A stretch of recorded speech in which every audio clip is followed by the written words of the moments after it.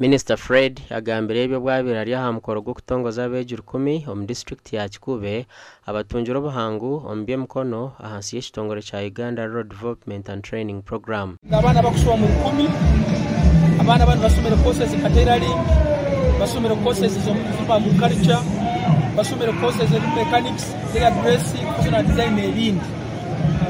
Tudeki turozera nchipoleka engiri obokutebeza kwa President Museveni ina kulekeraho kusera emirimo leka icyo tufoke abagaba emirimo.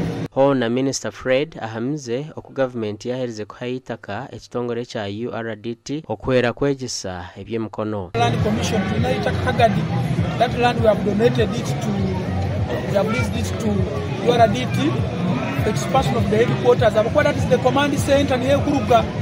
So tuko tuna command center is strong. As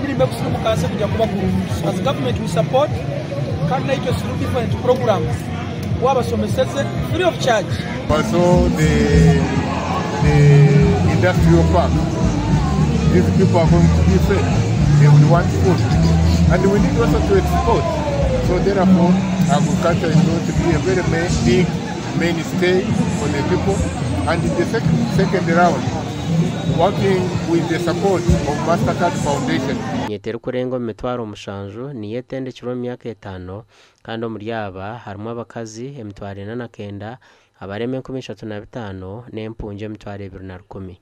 Gasha kwa Thomas Tumwebaze.